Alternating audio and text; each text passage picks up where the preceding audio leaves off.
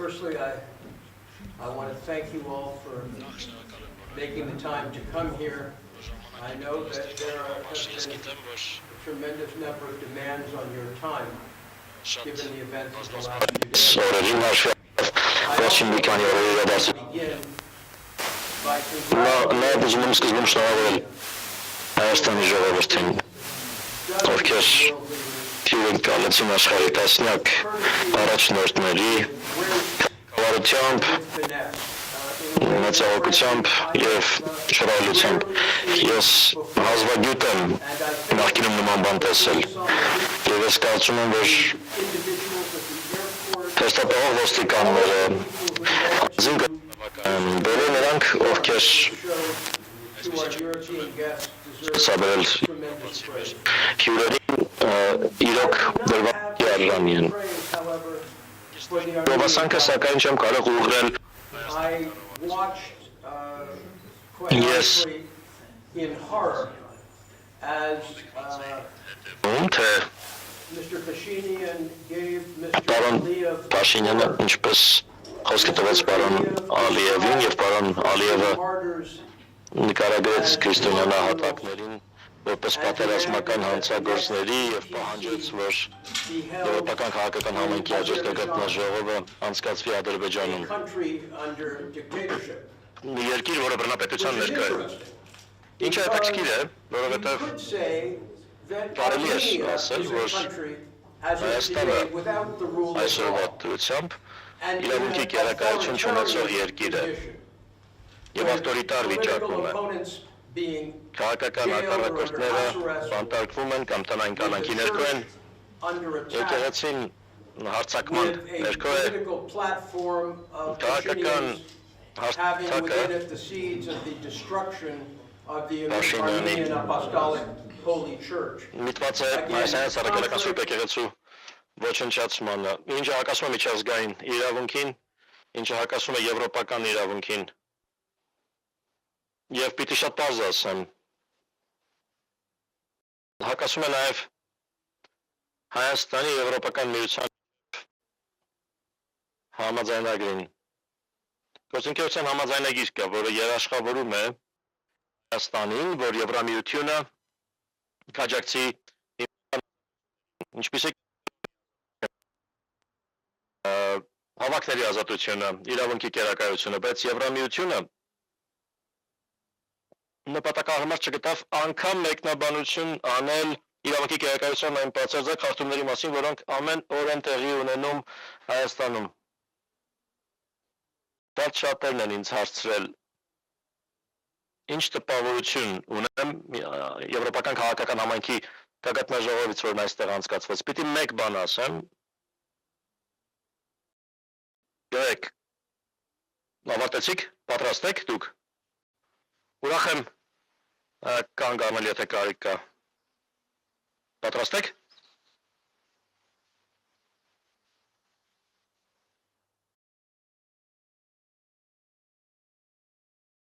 Տեսանկյունից ես երբևէ չեմ տեսել, որ նման ժողով անցկացվի ու ներդրում անելու ոչ մի պարտավորություն Հայաստանի նկատմամբ չստանձնվի, որ էական որևէ խոստում չտրվի բնավ Հայաստանի ժողովրդին։ Որևէ մեկ օգուտ անգամ, որը շոշափելի կլիներ կամ որևէ հայի համար օգուտ կբերեր, չներկայացվեց։ Ինչ ներկայացվեց սակայն, ներկայացվեցին Հայաստանի զատ այլ երկրների շահերը, մասնավորապես առևտրային տարբեր ուղիները զարգացնելու իրենց շահերը, Հայաստանի այլ գործընկերների նկատմամբ ոտնձգությունների, հարձակումների շահերը, դրանք ամբողջովին ցույց դրվեցին, բայց օգուտները Հայաստանի համար իդեմս օրինակ ստորագրվող պայմանագրերի, որոնք կարող է թղթի արժեքն ունենային կամ չունենային, որի վրա դրանք գրվել են, Եվրամիությունը հեռացավ իրավունքի կերակայությանը սատարելու իր հանձնառությունից։ Վարչապետը մեկ անգամ գետ հրապարակավ չհիշատակեց ոչ քաղաքական բանտարկյալներին, ովքեր ահավոր պայմաններում պահվում են Բաքվում, կամ այն փաստը, որ այսօր Հայաստանի տարածքի 200 քառակուսի կիլոմետրը բռնազավթված է։ Փոխարենը նա հաջողություններով փոխանակվեց ադրբեջանցիների հետ եւ խոսեց այնպես, կարծես այս շատ էական խնդիրներից որևէ մեկը անդրադարձի կարիք չունի։ Դրանից զատ մենք բոլորս տեղյակ ենք, որ վերջերս ոչնչացվում են եկեղեցիներ եւ դա շարունակվում է Լեռնային Ղարաբաղում։ Մեկ անգամ գետ չհիշատակվեցին հանցագործությունները ընդդեմ քրիստոնյա ազգաբնակչության, որոնց արդյունքում այդ վայրերը ոչնչացվեցին։ Մեկ անգամ գետ դրանք չհիշատակվեցին։ Եվ սա վկայում է այն մասին, որ Փաշինյանի շահը հնարավոր է չհամընկնի հայ ժողովրդի շահի հետ։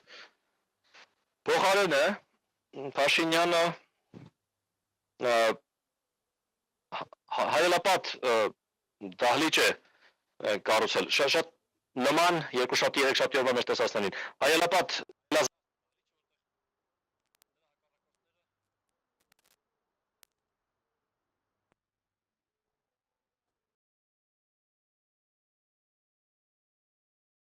what he can do is trigger EU money that he can use to essentially distort what people see and hear on the internet. And I think this is very important, and our firm has issued մեր կազմակերպությունը a 140-page 140 էջից բաղկացած փաստաթուղթ է condemning հրապարակել, որտեղ դատապարտում է what we see as այն, ինչ մենք տեսնում ենք the EU misadventure in Armenia. Եվրամիության Essentially, the EU is Գործունեության engaged in a deployment սխալները of Հայաստանում։ highly skilled Եվրամիությունը individuals խիստ ընդհանուր անձերի է algorithms բերում Հայաստան, որպեսզի engaged in taking աղճատի ալգորիթմները considered to be եւ foreign կատարի interference. գործողություններ ընդդեմ բաների, որոնք ինքը կհամարի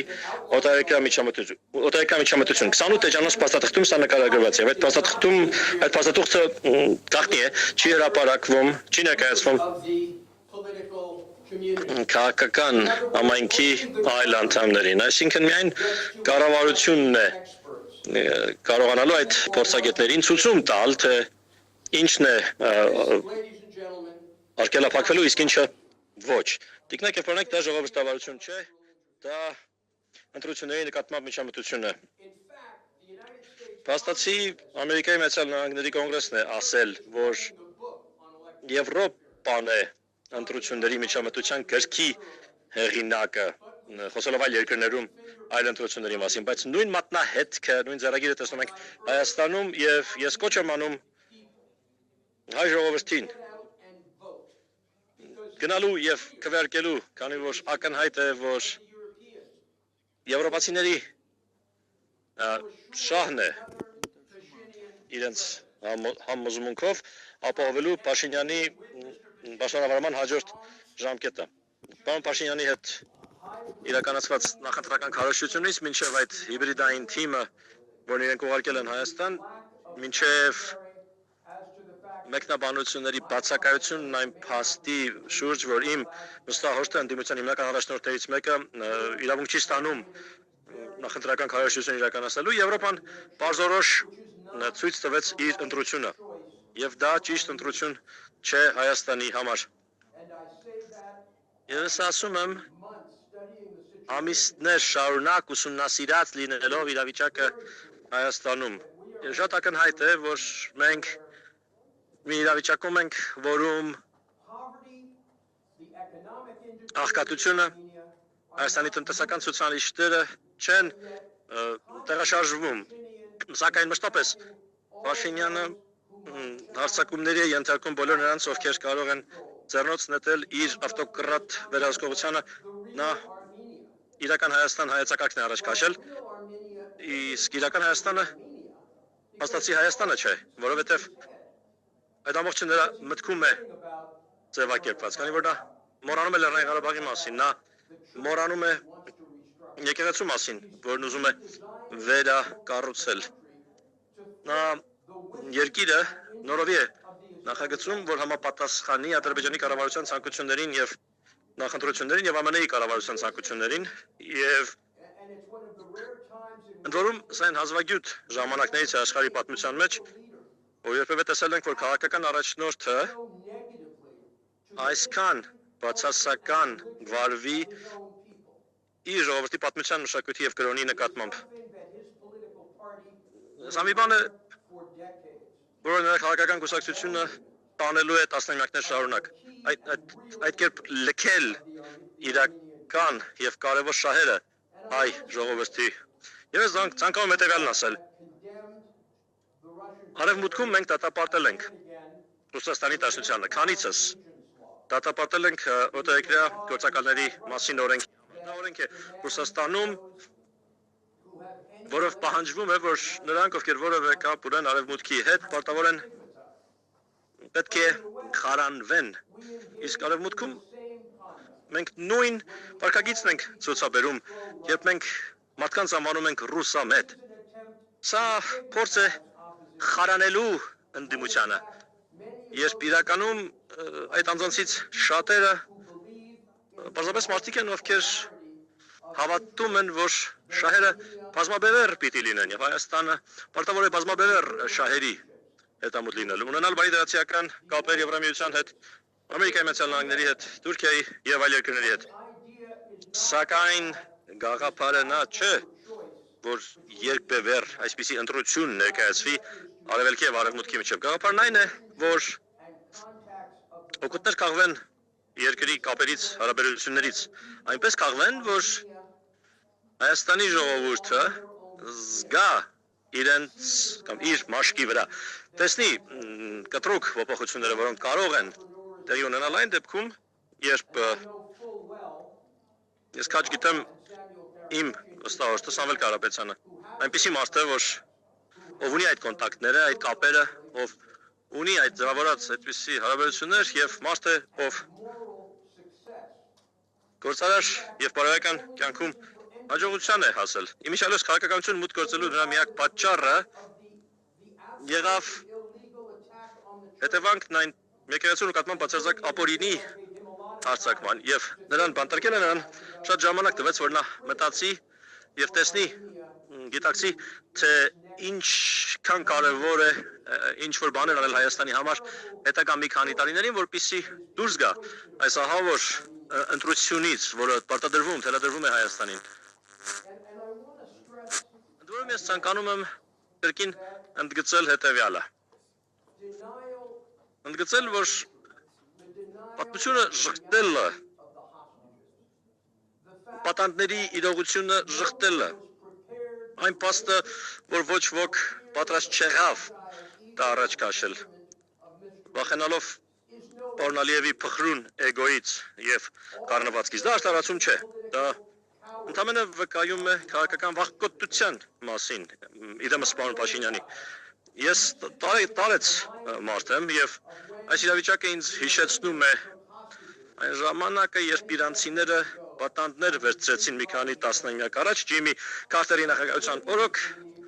եւ իրանցիները հավատացած էին, որ Ջիմի Քարտերը ռազմական որևէ գործողություն չի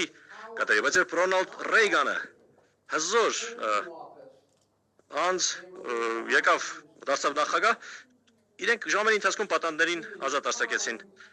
Ժամանակն է, որպեսզի փոփոխություն տեղի ունենա Հայաստանում։ Եվ ես հավատացած եմ, որ եթե կստակ այս ձեռնարկը, ձեզ հասկանալի կդառնա, որ Եվրոպական քաղաքական համայնքի գագաթնաժողովը, որ այստեղ տեղի ունեցավ առանց եվրոպական իրավունքից բխող որևէ իրավական թույլտվության։ Եվրոպական իրավունքի մեջ որևէ հիմք չկա, որպեսզի աշխատանքային խումբ ուղարկվի այստեղ, որպեսզի միլիոնավոր եվրոներ այստեղ ծախսվեն, աջակցելու համար պարոն Փաշինյանին եւ աջակցելու համար այս գաղափարը, թե Մենք ռուսական սպառնալիքը պիտի մտահոգիչ լինի, երբ մենք քաջ գիտենք, որ ադրբեջանցիները ներկայացված են այլ երկրները, ներկայացված են եւ որ ամենամեծ վտանգը ազատ եւ արդար ընտրությունների համար Հայաստանում դա Փաշինյանի կողմից իրականացվող ավտորիտար քաղաքականությունն է եւ արևմուտքում գտնվողները, ովքեր գիտեն նրա քաղաքականությունների եւ նրա վարքագծի մասին, ինձ հիշեցնում են, մասին, որ իրենք անկարող են պաշտպանել հայաստանցիների հայերի մարդու իրավունքները։ Ինձ հիշեցնում քաղաքականությունները Հարավային Ամերիկայի նկատմամբ, երբ այնտեղ բոլորը բռնապետություններ էին եւ ԱՄՆ-ը դա թույլ էր տալիս ինչ-որ կերպ առանց մեկնաբանությունների։ Մենք պիտի աշխատենք Եվրամիության հետ, պես պիտի Եվրամիության հետ աշխատենք այնպես, որ դա լինի կառուցողական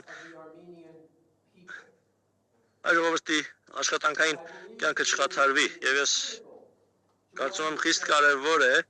հասկանալ, որ երբ Փաշինյանը խոսում է պատերազմի կուսակցության մասին կամ երբ նա արձակում է գործում կաթողիկոսի նկատմամբ շատ նման նրա ինչ նախագահ Թրամփն արեց Ռոմի Պապի նկատմամբ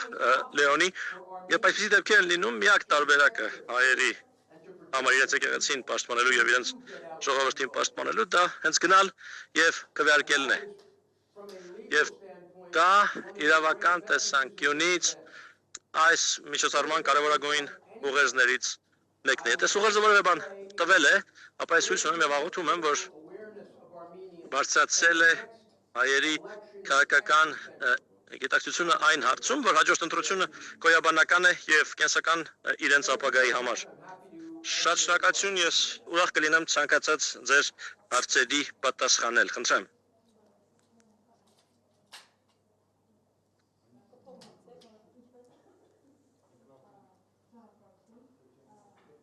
Հոսափողով խնդրում եմ, հոսափողով։ Շնորհակալություն հետաքրքիր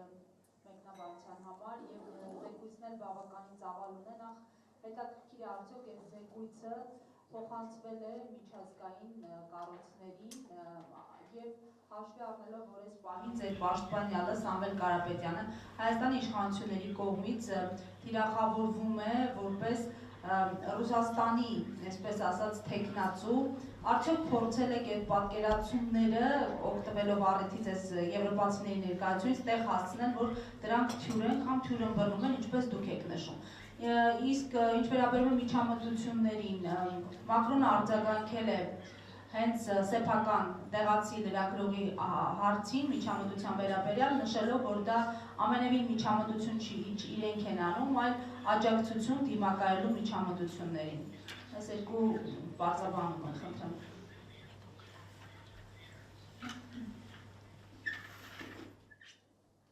Well, to be fair, firstly in respect to Mr. Karapetyan, we've made it Նախ ասեմ, շատ պարզ ասել է պարոն Կարապետյանը միջազգային կառույցների հետ կապված, նա ներգրավվել է քաղաքականության մեջ եկեղեցու նկատմամբ հարձակման պատճառով։ Ռուսատիացության այնպիսի մակարդակը, որից ավելին ոչ ոք չի կարող անել։ Եվ մենք ընդհանրապես կարող ենք շատ պարզ ներկայացնել, որ պարոն Կարապետյանը հաջողակ գործարար է, ով ցանկանում է աշխատել բոլոր գործընկերների հետ, վերջակետ։ Պատմությունը դրանով ավարտվում է։ Նա բոլոր այն պետություններին կողմ է, որոնք կարող են ներդրումներ բերել Հայաստան։ Դա նրա միակ նպատակն է, դա նրա միակ հետաքրքրությունն է եւ շահը։ Ինչ վերաբերում է Ֆրանսիայի նախագահին եւ նրա մեկնաբանություններին, ես ընդհանրապես ԱՄՆ-ի կոնգրեսի ասածներին կարձագանքեմ։ Այն է, որ ըստ էության Եվրամիությունը ընտրություններին միջամտելու մասին գիրք է գրել։ Եթե ուզում եք ապացույցներ, դրանք այստեղ են իմ հատորյակի մեջ են կոնգրեսի զեկույցներում, որոնք ներկայացվել են ընտրություններին միջամտելու վերաբերյալ։ Եվ իհարկե ինքներդ ձեզ պիտի հարց տաք, եթե իրենց հետաքրքիր չէր, որ միջամտեին, ապա ինչու անցկացնել նման միջոցառում ընտրություններից մեկ ամիս առաջ, ընտրությունից մեկ ամիս հետո թող անցկացնեին, կամ գոնե ինչ-որ նորմալ ժամանակ առաջ կամ հետո դա միջամտություն է մեծատար մյով եւ հարցը հետեւյալն է արդյոք դա միջամտություն է զուտ Փաշինյանին աջակցելու համար թե նաեւ Ալիևին սատարելու համար է այդ միջամտությունը Պարոն Ալիևի ունեցած ազդեցությունը Իրանի ներկայիս պատերազմի պարագայում աստղաբաշխական ազդեցություն է եւ նա իհարկե այդ ազդեցությունը այդ լծակը օգտագործում է որպեսզի շարունակի հարձակումներ գործել Հայաստանի նկատմամբ եվրոպական խորհրդարանի նկատմամբ իր հայտարարության մեջ նրա հայտարարությունը ամոթի աստիճանի անհարգալից էր եվրոպացիների նկատմամբ բայց եվրոպացիները այն ընդունեցին շատեր այստեղից նույնիսկ Թրան Բաքու եւ համոզված եղեք նրանցից քրիստոնյա պատանդների ճակատագրի հասը չի բարձրացնելու այնտեղ Իսկ ձեր զեկույցը փոխանցվել է միջազգային ինչ-որ կառույցների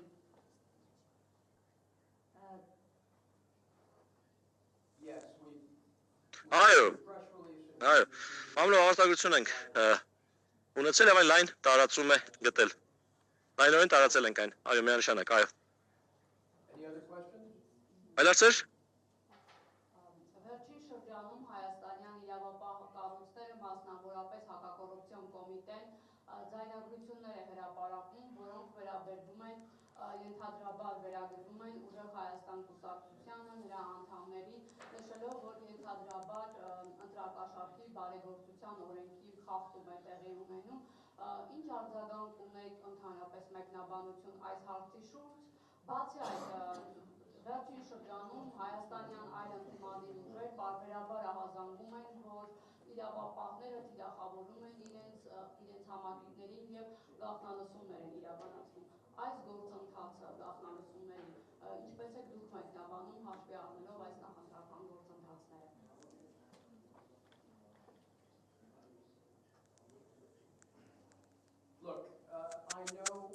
Տեսեք, ես գիտեմ,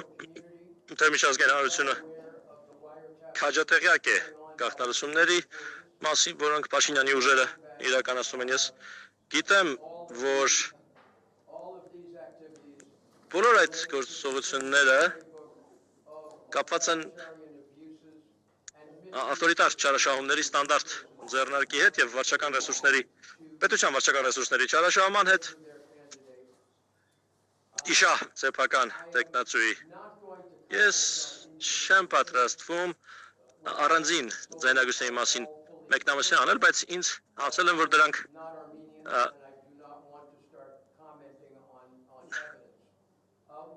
խիստ կասկածելի են, ես հայ չեմ եւ չեմ կարող չեմ սկսելու ապացույցների մասին մեկնաբանություն անել, բայց այդ համեստ ու շիտակ մի բան միայն կասեմ, ասեմ, որ ես խիստ տպավորված եմ այ այն փաստաբաններով ում հետ ես աշխատում եմ, ես կարծում եմ, որ Հայաստանը ամենախելացի իրավաբանական համայնքներից մեկն ունի աշխարհում եւ ես կարծում եմ, որ դա հենց արտացոլում է հայկական արժեքները, ինչպիսիք են կրթությունը, հնարավոր է նաեւ եկեղեցին եւ ինձ համար արտոնություն է Կարապետյանի թիմի հետ աշխատելը եւ ուրիշների եւս հանդիպել եւ նրանց հետ ծանոթանալը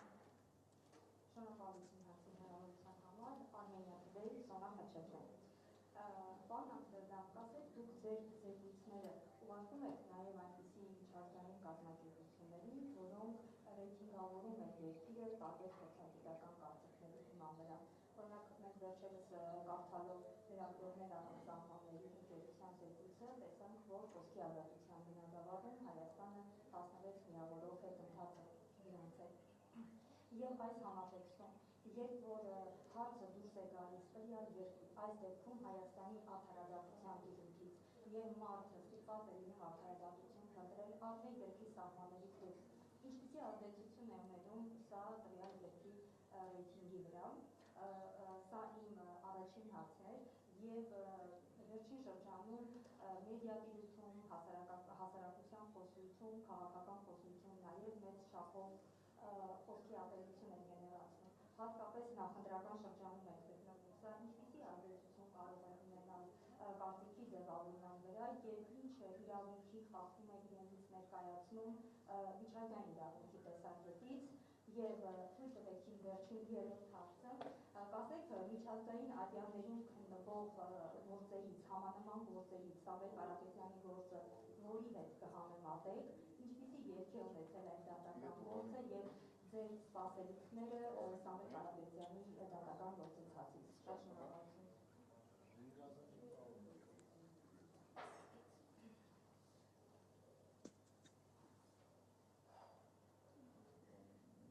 Thank you. Շնորհակալություն։ In respect to Samuel Karapetyan, Ինչ վերաբերում է Սամվել Կարապետյանին, you may be aware I represent նա որ տեղյակ եք, որ ես ընդդիմադիր խմբերի շահերի ներկայացուցիչ եմ տարբեր երկրներում։ Կարապետյանի գործը is unique. յուրահատուկ է։ Այն իմաստով, որ The attack on the church եկեղեցու նկատմամբ հարձակումը, որը նրան տրտեց, մոտիվացրեց եւ այն բարերը, որոնք պարամետրը, որը Փաշինյանն օգտագործեց ընդդեմ եկեղեցու, ես որևէ երկրում, որը ձևացնում է թե ժողովրդավարական է, նման բան չեմ տեսել։ Եթե ուզում եք խոսել ատելության խոսքի մասին, թե անկեղծ ասեմ, ես կասեի վերևը նայեք։ Պարամետրը, որն օգտագործվում է Փաշինյանի կողմից, ամբողջովին ապշեցնում է մարդկության գիտակցությունը, բայց մի խնդիր կա։ Ատելության խոսքը առաջացնում է վախ։ Եվ ներկայիս կառավարությունը մեկ բան է ցանկանում, որ հասարակությունը վախենա եւ անտարբերության մեջ լինի եւ չգնա եւ չընտրի, դա նրանց նպատակն է։ Իրենք գիտեն, որ Փաշինյանը պոպուլյար չէ։ Իրենք պարզապես ուզում են, որ բոլորը վախի մեջ լինեն եւ ուզում են, որ բոլորը անտարբեր լինեն։ Դա բոլոր ավտորիտարների նպատակն է։ Քվեարկության մասնակիցների թիվը իջեցնել, որ իրենց հավատարիմ ընտրողները իրենց բերեն իշխանության։ Իմ կարծիքն այն է, որ այս դեպքում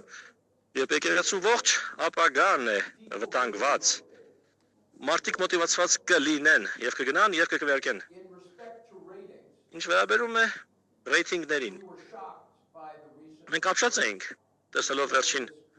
զեկույցը, որը ցույց տվեց այսպիսի կտրուկ նվազում Հայաստանի ցուցանիշների մեջ, բնականաբար մենք մեր փաստաթղթերը ուղարկում ենք բոլոր կազմակերպություններին։ Ես կուզեի հիշեցնել, որ բազմաթիվ զեկույցներ են եղել։ ԵԱՀԿ-ն, Եկեղեցիների համաշխարհային խորհուրդը, ժողովրդավարական գործողությունների կազմակերպությունը, բոլոր զեկույցներն են հրապարակել, որոնցում դատապարտել են Փաշինյանի պահվածքը։ Այդ զեկույցներից շատերը Հայաստանում չեն շրջանառել, բայց միջազգային համայնքում դրանք շրջանառել են եւ ել ավելի ամոթաբեր է, որ հաստատի եվրոպական առաջնորդներից եւ ոչ մեկը չփորձեց դա իր հանդիպումների ժամանակ բարձրացնել։ Եվ այդ ժողովը ինքն էլ հաշվելով ժողովի անցկացման ժամանակահատվածը, հաշվելով այդ մտերմիկ զգացողությունը, բավական ցինիկ տպավորություն կարող է թողնել։ Դա կարող է նմանվել ընտրական քարոզարշավի մի ծրագրի, որի նպատակն է փորձել լեգիտիմացնել ոչ պոպուլյար առաջնորդի հայերի հետ իմ շփումներից եւ երբ ես դիտում եմ հայկական ռիլեր, ես ասում եմ, որ սա մարդը ով պետք է փողոցում քայլելիս զգույշ լինի, որովհետեւ մարդիկ դրա հետ շատ բիրտ են խոսում եւ ինքն իրենց հետ է խոսում։ Ես չեմ կարող ասել, թե քանի անգամ են մարդիկ ինձ ցույց տվել այդ շփումը Փաշինյանի եւ փախստականներից մեկի, Արցախից փախստականներից մեկի, երբ ինքը շատ տհաճ ձևի խոսեց այդ խեղճ մարդկանց հետ, դա ինձ տասնյակ անգամներ ցուցադրվել է։ Փաշինյանը ժողովրդական մարդ չէ, նա մարդ չէ, ով կարծես Ադրբեջանում էթնիկ զտման ենթարկված մարդկանց ճակատագիրը սրտին մոտ է ընդունում։ Նա կարծես մեկն է, ով արհամարում է այդ մարդկանց ճակատագիրը։ Եվ դա շատ վատ է խոսում Հայաստանի ապագայի մասին, եթե նա լինի իշխանության ղեկին։ Ընտրեմ։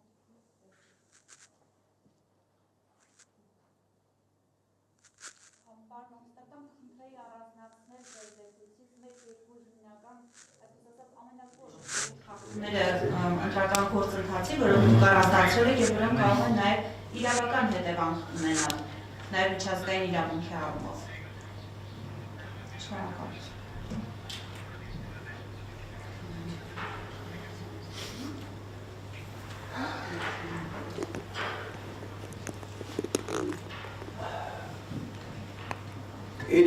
it is very difficult Դա շատ to դժվար try է to catalog all of them. փորձել այդ ամեն այդ ամբողջը From the fact իմի բերել that Karapetyan կատալոգի is տեսքով հաշվառել եմ փաստը սկսել եմ under house փաստը arrest, Կարապետյանը to the fact կալանքի that տակ է ինչև եմ փաստը we որ believe the EU legally had no right մտածած ենք որ Եվրամիությունը engage in manipulating the իրավունք algorithms that Armenians watch. միջամտելու եւ մանիպուլացնելու թե ինչ ալգորիթմներով են հայերը դիտում ինչը կարող է ավելի մեծ վնաս պատճառել ընտրությանը քան այն երբ չընտրված մարդիկ աշխատելով ոչ պոպուլար կառավարության հետ վերահսկում են թե մարդիկ ինչ տեղեկատվություն են ստանալու ընդդիմության մասին չեմ կարող անգամ երևակայել ես կարծում եմ Եվրամիության պահվածքը ամոթաբեր է ահա սարսուր եւ ամբողջովին շեղվում է իրավունքի կերակայությունից հարց անգամ չկա դրա մասին մենք մեր հատորյակի մեջ ընդգծել ենք մի շարք առաջարկություններ այն մասին թե ինչ պիտի արվի մեր փաստարկը թե Եվրամիության գործողությունները արտաիրավական են Շրջի 2 եւ 5-1 հատվածներով Եվրոպական միության համաձայնագրի դրանք նման լիազորություն չունեն Եվրոպական հանձնաժողովը Դրությունների ռիսկերի կառավարման գործիքներ է արտահանել, որոնք ժամանակին ստեղծված են եղել իրենց ներքին շուկայի համար։ Տվանշային ծառայությունների մասին օրենքի հիման վրա նրանք դա արտահանել են Եվրամիության համաձայնագրով նախատեսված սահմանադրական դաշտից դուրս եւ գումարներ են հատկացնում նախընտրական խոսույթը այլ պետությունում կառավարելու գործին եւ դա գերազանցում է Եվրոպական հանձնաժողովին պայմանագրերով ընձեռված լիազորությունները։ Դրանից զատ Արտերկրի Եվրոպական տատանի նախադեպ կա շոյի գործը, որում խոսում են մասին, թե պետությունը ինչքան բան կարող է անել, փորձելով վերահսկել միջամտությունը։ Որտեղ շատ պարզ ասված է, որ ցանկացած բան, որը երկիրը փորձում է անել, պետք է լինի թափանցիկ, այսինքն ապա ինչու Եվրամիությունը թափանցիկ չէ։ Եվ այս միջամտությունը գրոտեսկային է։ Այն ոչ միայն խախտում է Եվրամիության օրենսդրությունը, այլ մենք պիտի հիշենք, որպեսզի Հայաստանը մուտք գործի Եվրամիություն, այն պետք է համապատասխանի Կոպենհագենյան չափանիշներին, եւ այդ չափանիշները հստակ հիմնված են իրավունքի կերակայության, հավաքների միավորումների ազատության եւ խոսքի ազատության վրա։ Բաներ, որոնց բոլորի ոչնչացման ուղղությամբ ջանք ու երանգ Հայաստանում չի խնայում պարոն Փաշինյանը։ Ես կարող եմ այդպես անվերջ շարունակել, բայց այդ ամբողջը կա այս գրքում։ Այլ հարցեր կան։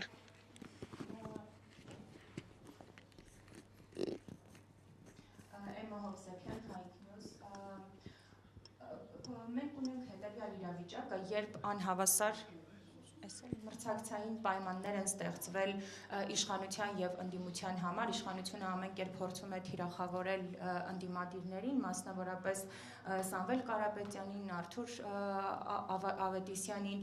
այս պայմաններում, այս անհավասար պայմաններում արդյոք ընտրությունների նախաշեմին չի խախտվում նրանց ընտրությանը մասնակցելու իրավունքը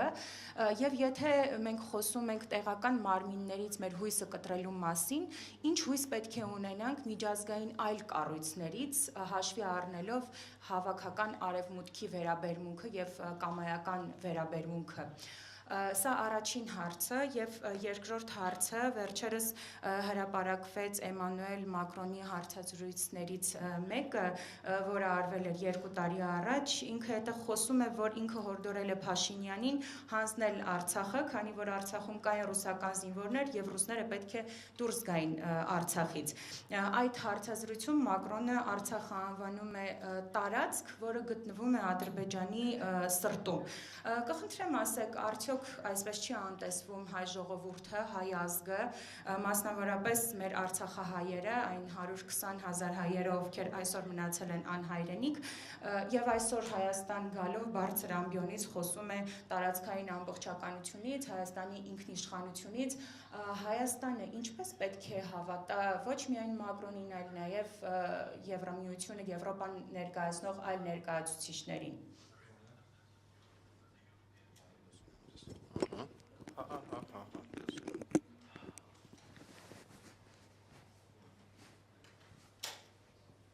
Armenians can't believe the European Union. Այդ չեն կարող հավատալ Եվրոպական միությանը։ Եկեք շատ բարձ ասենք դա։ Ատե ինչու For people to իսկ vote. կարևոր է, That որ is մարդիկ why someone գնան կվարկեն like Samuel Karapetyan of Սամվել Կարապետյանի նման who ուժը has the Հայաստանի strength, Սամվել Կարապետյանի նման մարդ ով ունի այդ ուժը, to be ով very ունի frank with you, ազնվությունը, շատ անկեղծ ասեմ ձեզ, մարդ tremendous affinity of with the church of the ահռելի Armenian people, կապ with the ունի history of the այ Armenian ժողովրդի people, եկեղեցու հետ, այ ժողովրդի պատմության հետ to stand for the եւ Armenian սիրով է people, վերաբերվում, because in որ that կանգնի meeting, այ ժողովրդի կողքին, որտեղ այդ հանդիպման ընթացքում, որը Երևանում տեղի ունեցավ, ոչ ոք Հայաստանի շահերի պաշտպանության դիրքերից հանդես չեկավ։ Հայաստանի տեղը սեղանի շուրջ դատարկ էր, մեր պատանդները ոչ միտեղ չկային, եկեղեցիների բացումը թույլ տվեցին, որ շարունակվի, անգամ առանց մեկ մեկնաբանության, այնպիսի առաջնորդների կողմից, ովքեր թույլ տվեցին, որ եկեղեցիները բացվեն, մարդիկ են, ովքեր ըստիս կորցրել են լեգիտիմության իրավունքը։ Ես շատ ուժեղ համոզմունքներ ունեմ, ես հրե եմ, բայց ուղղափառ եկեղեցու ներկայացուցիչն եմ եղել Ուկրաինայում, terrible oppression from the them. Zelensky regime. Սելենսկու ռեժիմի կողմից ահավոր բռնաճնշումների վերջին 3 տարիների ընթացքում I'm so old, I represent ես the Orthodox այնքան տարեցեմ, որ Church of the ուղղափառ եկեղեցուն ներկայացրել եմ Սովետական միության, երբ փորձում են եկեղեցիները And I վերցնել։ believe when we talk about Artsakh, when we Mēs talk arī esam about skaucām the ներքո, fact երբ խոսում ենք Արցախի մասին, երբ խոսում ենք այն փաստի մասին, որ there is a monument to Որ genocide in ցեղասպանության Artsakh that was ուշարձան defaced and կա Արցախում, destroyed որը just բացվեց, recently. ոչնչացվեց, When հենց վերջերս, in երբ Armenia, the genocide Հայաստանում coverage is reduced ցեղասպանության on national քննարկումը television. լուսաբանում ազգային հեռուստատեսությամբ կրճատվում է, ինչը դա որևէ մեկին ցույց տալիս այն մասին, թե ինչ ուղղությամբ է այս երկիրը ընթանում։ Ես կարող եմ ասել, շնորհակալ չպատվել նահատակներին, ցեղասպանության ժամանակ նահատակվածներին, ավելի վատ բան չկա, հետո էլ քաղաքացիական տոն կազմակերպել ու փորձել ցեղասպանությունից ուշադրություն շեղել։ Դա ինձ վատ բան չկա, իմ գրքերի մեջ դա ինձ վատ բան չկա։ Բան, ինչը երբևէ չի կարելի անել, պատանդներից հրաժարվել կամ բացել պատմությունը սեփական, որտեղ եթե չես հարգում սեփական պատմությունը, ուրիշ ոչ ոք չի հարգի։ Ես որպես ավելի տարեց մարդ պիտի ասեմ, որ շոկի եւ զզվանքի ապրումներ եմ ունեցել, երբ հետևել եմ, թե ինչ է այստեղ տեղի ունեցել ցեղասպանության առնչությամբ։ Եթե հայերը չեն հարգելու ցեղասպանությունը, ինչպես անես, որ աշխարհի մյուս երկրները հարգեն ցեղասպանությունը, իսկ ցեղասպանությունը պետք է հարգել, որովհետև դա ամբողջ հայ ժողովրդի նրանց այսօրվա վիճակի եւ այսօրվա վիճակում հայտնվելու պատճառների բացատրությունն է։ Ինչու է սպյուրքը այսքան կարևոր եւ ինչ է Փաշինյանը արել։ Նա պատերազմ է հայտարարել Սպյուրքի դեմ։ Դեպի վերջինս մեծ ուժի, ձեռներեցության եւ աճի աղբյուր է նա իրենց դեմ պատերազմ է հայտարարել։ Ես Սպյուրքի հետ եմ խոսել ամբողջ աշխարհում։ Ես չեմ խոսել մի Սպյուրքահայի հետ, ով Փաշինյանի իշխանության ներքո չվախենա Հայաստանի ապագայի համար։ Եվ այս վերջին ցուցադրությունը եւ Եվրոպական քաղաքական համայնքի ժողովը եւ եկեղեցու կապակցությամբ ընդհանրապես ընդգծում է եւ խորացնում է վախերը, որոնք գոյություն ունեն։ Եվ անգամ մատնանշել նաեւ, որ ահավոր մի հայտարարություն արվեց կոնգրեսանտներից Ռենտի Ֆայնի կողմից, որը այս ժողովրդի հանդեպ ապշեցնող բռնություն էր, ինչ ասաց Փաշինյանը, ինչ ասաց կառավարությունը, երբ այդ անհավանական հայտարարությունն արվեց։ Ոչինչ, եղավ լրություն։ Կարծես ամեն երկիր կարող է Հայաստանին հավաճանել, երբ Հայաստանի առաջնորդը չի կանգնում եւ չի պաշտպանում իր ժողովրդին, իրենց պատմությունը, իրենց եկեղեցին եւ իրենց մշակույթը։ Եվ ահա թե ինչու ըստ իս Կարապետյանի այս տեխնացությունը այսքան կարևոր է։ Իսկ ես հնարավորություն ունեցել եմ ժամանակ անցկացնելու ոչ միայն Սամվելի հետ, ճանաչում եմ վաղուց, այլև Նարեկի, ով հոգով սրտով նվիրվել է Քարոզարշավին եւ որքան լսել եմ նա հոյակապ կարողացել է բոլոր 900 գյուղեր հասնել իր խոսքը this հասանելի election. դարձնել մարդկանց եւ բացատրել թե ինչքան գոյաբանական է այս ընտրությունը։ Hold on, sorry.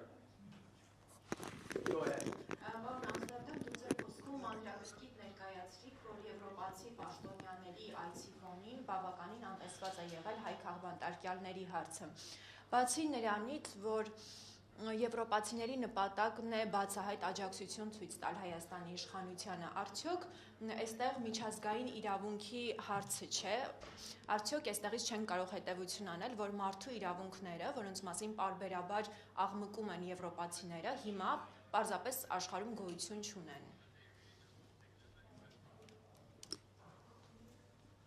Listen, we cannot give up on human rights. Human rights ebb and flow.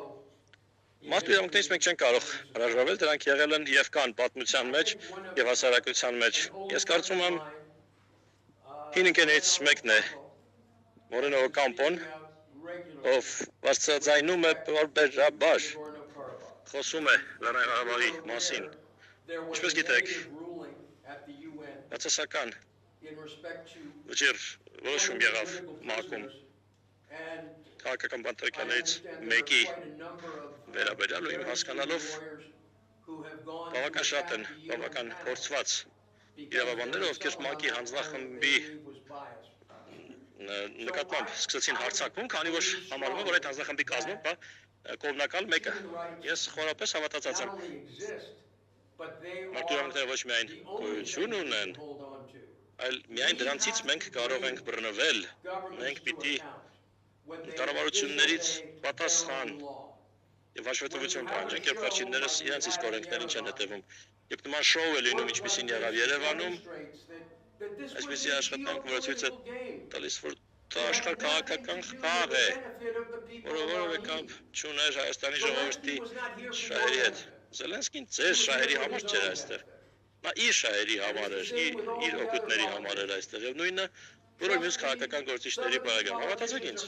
Այս քաղաքական գործիչներից ոմանք շատ ավելի պոպուլար են Հայաստանում, քան իրենց հայրենի երկրներում։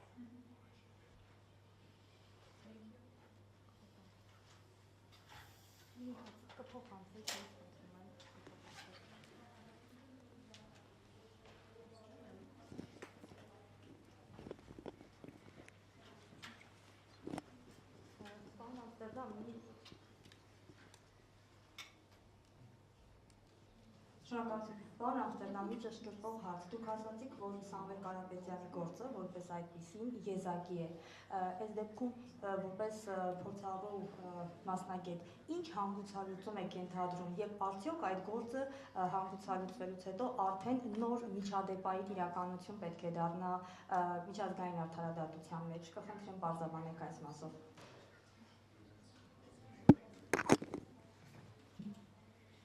Well, I want to be very clear that Ես ուզում եմ շատ պարզ ասել, որ այդ գործը համեմատաբար կամ հարաբերականորեն յուրահատուկ է, նրանով, որ թե ինչպեսի կապ գոյություն ունի Կարապետյանի եւ եկեղեցու միջեւ։ Նա բանտարկվել է նրա համար, որ աջակցում է եկեղեցուն, բայց հիմա պարկասո բանտում չէ, տնային կալանքի ներքո է, որովհետեւ աջակցել է եկեղեցուն եւ պահվում է տնային կալանքի ներքո։ Կարելի է նման զավեշտալի ենթադրություն անել, որպեսզի նա դեմ հանդիման քարոզարշավի չմասնակցի, չկարողանա մասնակցել Հայաստանում։ Ես այլ շատ պոպուլար քաղաքական առաջնորդների ներկայացում եմ, ինչպեսին օրինակ Բոբի Ուայնը Ուգանդայում ոստիպված եղավ Ուգանդայից փախչել։ Տանզանիայում մենք ընդդիմության առաջնորդի ներկայացուցիչն ենք, քաղաքական կուսակցությունների, ընդդիմադիր կուսակցությունների ներկայացուցիչն ենք եւ Կարապետյանի գործը յուրահատուկ է։ Այն իմաստով, որ այն տեղի է ունենում մի իրավիճակում, որում ինքը իր հետ բերում է իր ժողովրդի ինքնությունը, այլ կերպ ասած, երբես նայում եմ Կարապետյանին, ես տեսնում եմ մի քանի գործոնի համակցություն, որոնք յուրահատուկ են լինելով հայկական։ Իսկ Փաշինյանին ես դիտում եւ տեսնում եմ որպես դրսի շահերը ներկայացնող։ Եվ դա ապշեցնող է։ Այդ դրանով է յուրահատուկ, քանի որ մենք իսկապես իդեմս Կարապետյանի տեսնում ենք մի մարդու, ով պայքարում է Հայաստանի համար։ Եվ իդեմս պարոն Փաշինյանի մարդ, ով կարծես ավելի սարքագրված է ուրիշների շահերի համար պայքարելու։ Նույնիսկ եմ ասում, Փաշինյանի հարձակումը եկեղեցու նկատմամբ ըստիս գումարած նրա հարձակումը Հայաստանի պատմական ժառանգության նկատմամբ գումարած այն որ նա պատանդների հարցին չի անդրադառնում, շատ յուրահատուկ ձախողումների համակցություն է։ Anything else? Thank you very much. Շատ շնորհակալ։